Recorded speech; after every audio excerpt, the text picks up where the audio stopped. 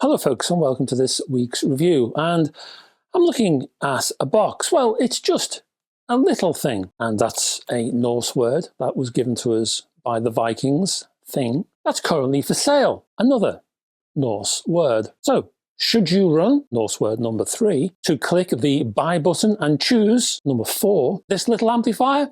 Well, I am happy, and that's the 5th one, to offer my thoughts in this review. Now, it's not the GJALLARHORN. Well, you can call it that if you want to, but that's not the intention. I believe this amplifier is pronounced Gjallahor. It is a Norse word, which is a common theme for this American company, where there's a general Norse thing, a Norse word, as I've said, going on, of course. Now, this amplifier, the Gjallahor, is priced in the UK at a mere £267. In the US, you're looking at $299 for the Gjallahor. Now, in Norse mythology, the Gjallahor was owned by a god, a chap named Heimdall. He liked to keep an eye open for invaders, and he used the Gjallahor as a sort of early warning system. This was the thing that he would blow.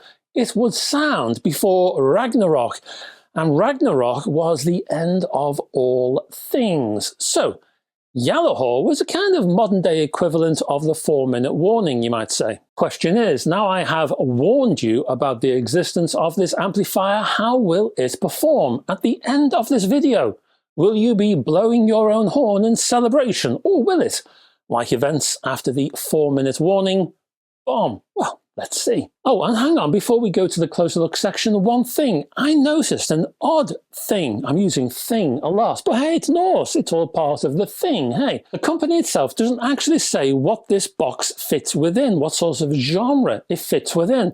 On the website, you're told that the Gjallahor is an amplifier. It has this and that power rating and so on. Funnier still, when others on the internet talk about it in forums or even reviews, everyone follows suit. Everyone follows the unspoken guidelines.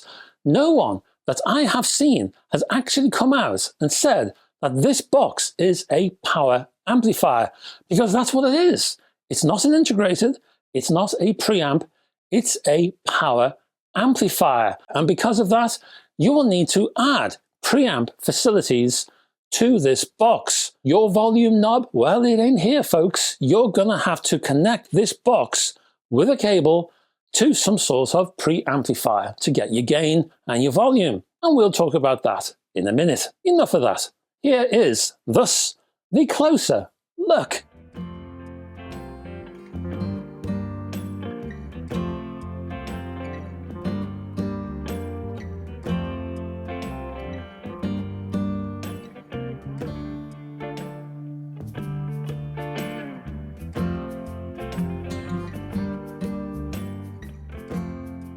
And welcome to the closer look section for the Gjallahor power amplifier. And this is a small footprint unit, spanning, well, not a lot, just 9 inches by 6 by 2.5, which is around 230 by 152 millimeters by 66 millimeters, there or thereabouts. And weighing in at, well, this surprised me, folks, weighing in at a whopping 8 pounds. Now, that's over 3.5 kilograms. And well, when you look at this thing, it doesn't look like an 8-pound box. So when I lifted this thing out of the box, I completely misjudged the weight, did not brace myself, and nearly wrenched my wrist. For the size, this thing is heavy. More so when you compare this amplifier to your common or garden Class D Featherlight offering. And that's another thing. This is not a Class D amplifier. It is a fully linear Class AB amplifier. So there's a whopping great transformer in there, which is where the weight derives from. This little box pushes out just 10 watts. And look, if you want to pose the question, will it play loud? And the company does talk about this on its website. Well, I'll mention it here in this review as well, because well, people will be using this box in wildly different environments and circumstances. I realize this. I wouldn't necessarily recommend using the Gjallahor in a big room, but I'll give it a go nevertheless, and I'll report on what I heard. For now, let's take a quick tour. And on the front is a power light, and well, that's it. And yes, to repeat, there is no volume control here. Whatever you plug this thing into will have to provide that on its own. I used 2 DACs in this review, for example. Both included their own preamp section and their own gain controls. Moving to the top of the Yellowhorn now, and there are cooling vents, and that's your lot there. The rear is rather busier. From left to right, you will find a single pair of RCAs. Hence, you can connect a turntable or CD or DAC or whatever, but not at the same time. Next to that is a balanced XLR output, just the one. It's mono. Hence, if you have a separate preamp, you can, if there's connections available, attach not 1, but 2 Yellowhorn amplifiers, and you can run them as monoblocks. Traveling further to the right, and there are 4 speaker connectors. Now, these are rather simplified. They are not chunky binding posts, as you can see. I would guess they're included to keep the costs down because they only handle banana plugs. If you have spades, it ain't gonna work, folks. Now, the nature of these sockets as a byproduct also keeps the footprint down to a bare minimum because, well, chunky binding posts do take up space. Then carrying on to the right, we have a very nice toggle switch which handles the power. And yes, we have also, in addition, a big old IEC power socket, which, considering how small this thing looks, well, that IEC power socket looks rather large. And that's it. We are done. How is the question? How does this sound? Well, let's go to the sound quality tests and we will find out.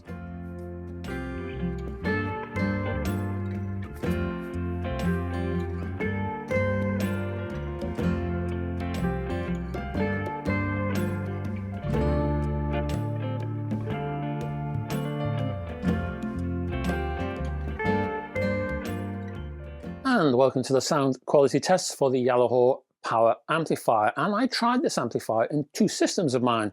My reference listening room system, big room, big system, and a small, tiny room, near field kind of environment where there's a television included. And I'm going to be hooking it up to a sort of mini AV, I suppose. Both systems offer contrasting listening conditions.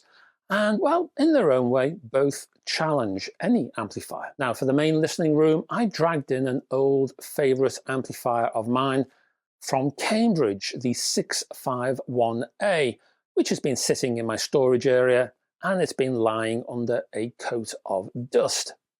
So, it's about time this one had a little run out. My particular amplifier is a bit better than the regulation model because it's been upgraded with fancy op amps and sounds rather nice. Lots of other little tweaks in there as well. Even so, this sort of amplifier is an ideal comparison. Why? Well, many potential customers of the Yellowhorn will be considering upgrading from an old amplifier, or alternatively, those same people might be thinking, well, do I want to buy a Yellowhorn? Or maybe I should raid eBay and go second hand. So this is a real world comparison, you might say. Now, I hooked up the Yellowhorn with some Tellurium Q Bluetooth speaker cables. The Q Acoustic 5020 speakers from last week's review, well, they were still hanging around, so I brought those into the fray as well. I started with CD and I played a song from Glenn Campbell and his big hit, Rhinestone Cowboy. And I played that on my Audiolab 6000 CDT and rather expensive benchmark DAC. Now, if it's been a while since you've heard this song, or maybe you've never heard this at all, we have on this song a vocal, and we have strings which appear in the background. We have different kinds of percussion. We have drums and secondary percussion. We've got acoustic and electric guitars. We've got bass, piano, and even, I think, electric piano. There's something going on elsewhere, and there's like an electric piano organ-y kind of thing. So it's a busy soundstage in there, and there's lots for an amplifier to unpick. Question 1 then, does it fill a room? Does the Yellowhorn actually fill a room with sound? And the answer is yes. Yes, it does. All 10 watts of it. Even so, I have a relatively large listening room of around, oh grief, what is it, 6 meters by 7? And I had no problems filling the room with sound. Like I say though, this is a small amplifier. So yes, it works. It makes a big noise, but the sense of depth and bigness of a standard large amp, well, it just isn't there because it pushes out just those 10 watts. So it kind of strains a bit. That sense of power in reserve, that relaxed yet potent force of a larger amp, again, it's not there. This is a larger room and watts really do matter. But, and I really do have to emphasize this point, the Yalahor made a good fist of it. Sure, bass moves only so far down the line. Yes, the richness of the mid-range detail doesn't quite have the same insight, and on and on and on. But if you have a smaller listening room than mine, something average, at least in the UK at least, let's say, I don't know, 3 meters by 4 meters, something like that, that would improve the sound a heap because the Yalahor wouldn't have to try as much. It wouldn't have to strain. It would, well, it'd be able to relax in that smaller environment. And we'll get to that in a second. Even so, in this larger arena, well, even there was an impressive instrumental separation. That is, there was real space in between each and every instrument. I talked about unpicking that soundstage, packed full of instruments. The Yalahor was able to do that. It was able to separate each and every instrument. So you could hear each instrument. You could hear the detail from each instrument. One wasn't masking another, if you see what I mean. The mid-range also offered impressive space, while the soundstage was rather expansive. So let's remember, this is a worst case scenario. And really, well, this amplifier is absolutely not designed for this big listening room. It's designed for a smaller room, a smaller environment, a rather near field setup. And when I say near field, if you sit at a computer desk and you have a computer screen very close to you, that's how far the speakers would be for a near field setup. Slightly further away, you could have cozy TV little setup with a sofa or chair relatively close to a TV, that kind of distance. That's your near field setup. That's what I'm talking about. So I did just that. I moved to such a room. The room itself, well, I haven't measured this exactly, 3 meters by 3, 3 meters by 4, something like that, in that area. And inside this room, well, it's a kind of man cave kind of thing. In there's an older 1080p HD Samsung television. Hooked up to that is a topping E30 DAC. There is some cord cabling in there. I have an older Brio R integrated amplifier from Rigby, and there's a pair of Spendors, rather older models, the S35Rs. So I replaced the Rigby with the Yalahor, and I gave the whole setup a bit of a run. First up then, I popped in a Blu-ray version of ELO's Out of the Blue live at Wembley. This is one of the better produced live concerts I've heard from that 70s era. So I turned up the volume and I waited via the tracks, Standing in the Rain. Oh, and by the way, this track does not get the attention it deserves as a song. It features, for example, a stunning lead-in sequence towards the vocal. But I digress. I also listened to another track, Night in the City. The results, well, I was impressed. The performance was big. It swamped the senses. It kind of spouted bombast. This is a performance of heroic proportions, and the Yalahor, well, it handled the lot. All of it. It's a performance worthy to accompany the Valkyries themselves. In terms of A-B comparisons, well, the soundstage was wider and cleaner than the Brio. It provided a bigger bass performance than the Brio. It separated the instruments in a more efficient manner and thus enhanced the clarity further than the Brio. And let me say this, the Brio is a classic audiophile amplifier, and any day of the week, I would hook up the amplifier to my main system. No problem. But, as I am apt to say, and I've said this more than once, I've said it 20 times, use the right tools for the job. That is, the Yalahor was not made for my reference system and this big listening room. It was made for this kind of cozy environment, and it really shows, let me tell you. The Yalahor picks the right frequencies and it kind of pushes those slightly towards the ear. It takes the essentials of any performance and runs with them. So you find yourself getting wrapped up in the music. For example, I spent more time singing along to the song Turn to Stone than listening to the blasted thing, for example. I then switched to a more modern audio presentation. I inserted the Blu-ray version of The Clone Wars, the Star Wars production, and the full orchestral presentation of that. I like the focus around the brass instruments, the tight, impactful bass, and the overall balanced presentation. Later, listening to an actual single episode, I was impressed by the articulation of the spoken word. Speech was clear and crisp, but also offered emotion because there was enough bass at a near field position to offer subtlety and nuance. And that basically is the review. But let me wrap all of that into a suite of final thoughts. I'll give you some pros and cons, and then we'll do a rating.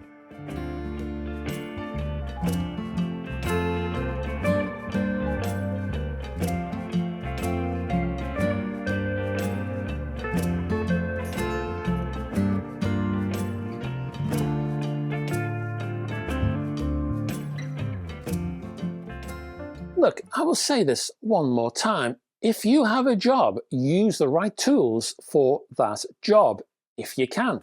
The Yalahor amplifier is ideal for a small room or on a desktop with a computer. It offers, in that configuration, a balanced performance, but it also adds focus and puts slight enhancement on certain frequencies at lower volumes. Actually though, what was probably happening was that it didn't have to try too hard when compared to the big room listening experience.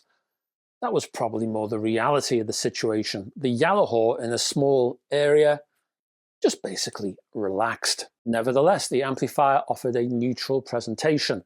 In that configuration, it was fast, it was nimble, for use as a near-field amplifier. And while sometimes in that position, in that near-field area, a larger, a more powerful amplifier can sometimes sound a bit sluggish. Hence, for the Yalahor in a smaller room situation or on a desktop, or always at a reduced distance from your ears to the speaker, that is an ideal arrangement. And as such, well, this is an ideal amplifier. Pros and cons. In the good section, well, it's an ideal near-field amplifier. Can't really fault it in that position. The clarity of the mid-range in that configuration was just wonderful. Excellent, as was the bass. It had real impact. I was also impressed with the soundstage. It's very wide, rather epic, actually. In the bad section, well, I could criticize it for its large room performance, but well, look, it's not designed to be in a large room environment, so I'm not going to criticize it for that. What is really the point of doing that? Anyway, so on that basis, there's nothing bad about this design at all. And that is why I'm going to give an award-winning rating to the Yalahor. It's going to get an 8 out of 10. Groovy. And that's it, my friends. That's the end of this video. Before you go, though, can you do me a favor? And just down yonder, if you can click on the like and subscribe buttons, helps to keep this particular channel moving along at a canter. Further down, I'll put a link to the company website, and I will also put other links to my own social media places where I reside and, lie down and peel myself a grape, including my Facebook group and my website, and also Patreon. And don't forget, if you want to catch up with HiFi News, etc., maybe you used to watch HiFi News, etc. in the past, and you've turned up now and you're saying, where is it? Well, it's on Patreon. That's where it lives, exclusively on Patreon. There's already a fair few episodes catalogued on there already. There's also hints and tips and trivia and all that jazz, all the usual stuff you might see. And a new one has appeared this week, and one will appear next week. That's my pointing into the future finger, incidentally. So, what have we got for you next time around? We have music alerts and lots of goodies. I think box sets are going to be included. Yeah, I wouldn't be surprised if some pretty big box sets will feature on the next music alert. So stay tuned for that. I hope to have your company. Until then, folks, bye-bye for now.